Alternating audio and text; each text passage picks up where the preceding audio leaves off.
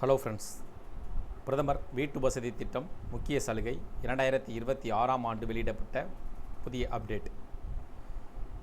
2025-2026ஆம் ஆண்டிற்கு ஜூன் 2026 வரை பிரதமரின் ஊரக வீட்டு வசதி திட்டத்தின் கீழ் மொத்தம் 33.54 லட்சம் வீடுகள் அங்கீகரிக்கப்பட்டுள்ளன.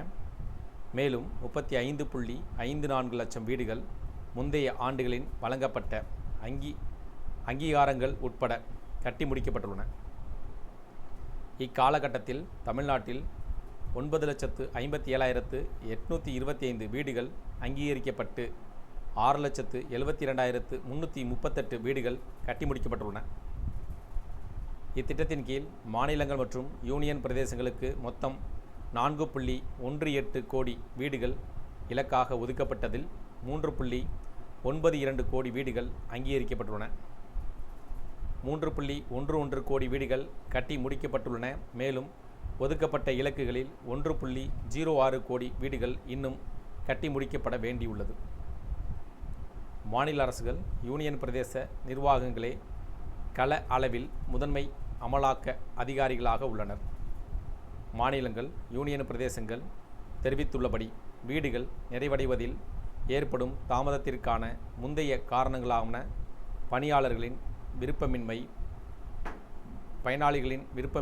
நிரந்தர இடம்பெயர்வு, காலமான பயனாளிகளின் வாரிசுகளை தொடர்பான சர்ச்சைகள், நிலமற்ற பயனாளிகளுக்கு மாநிலங்கள் மற்றும் யூனியன் பிரதேசங்களால் நிலம் ஒதுக்குவதில் ஏற்படும் தாமதம், புதுப்பிப்பதில் ஏற்படும் தாமதம் மற்றும் சில நேரங்களில் பொது, சட்டமன்ற, பஞ்சாயத்து தேர்தல்கள் மற்றும் கட்டிட பொருட்கள் கிடைக்காமை ஆகியவை அடங்கும். இத்தகவலை கிராமப்புற வளர்ச்சி துணை இணை அமைச்சர் டாக்டர் சந்திரசேகர் பெம்மசானி இன்று மாநிலங்களவையில் எழுத்துப்பூர்வமாக அளித்த பதிலில் தெரிவித்துள்ளார். தேசிய குடும்ப சுகாதார கணக்கெடுப்பில் தகவலின்படி இந்தியாவில் 15 முதல் 49 வயதுடைய பெண்களில் 42.3% பேர் வீடுகளையும் 31.7% பேர் நிலங்களையும் தனியாகவே அல்லது கூட்டு உரிமையாளர்களாகவோ கொண்டுள்ளனர். பெண்களின் சொத்து உரிமையும் பொருளாதார ஆற்றலையும் உயர்த்தும் நோக்கில் பிரதமர் வீட்டு வசதி கிராமப்புற மற்றும் நகர்ப்புற திட்டத்தின் கீழ் வழங்கப்படும் வீடுகள் கட்டாயமாக பெண்களின் பெயரிலோ அல்லது தம்பதியினரின் கூட்டு பெயரிலோ மட்டுமே ஒதுக்கீடு செய்யப்படுகின்றன.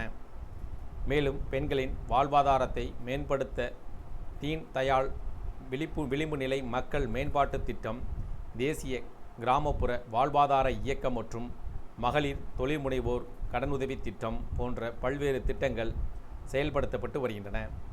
இத்துடன் நில உரிமையாளர்கள் விவரங்களின் பெண் உரிமையாளரின் பங்களிப்பை துல்லியமாக பதிவு செய்ய, நில உரிமை பதிவேடுகளில் பாலினம் என்ற தனி பத்தியை சேர்க்க நில வளத்துறை அனைத்து மாநிலங்களுக்கும் அறிவுறுத்தியுள்ளன என மத்திய மகளிர் மற்றும் குழந்தைகள் மேம்பாட்டுத்துறை இணையமைச்சர் சாவித்ரி தாக்கூர் மாநிலங்களவையில் தெரிவித்துள்ளார். இந்த தகவல்கள் அனைத்தும் உங்களுக்கு பயனுள்ளதாக இருந்துச்சுன்னா வீடியோக்கு லைக் பண்ணுங்கள். மீண்டும் இதேபோல் ஒரு பயனுள்ள தகவலில் சந்திப்போம். நன்றி.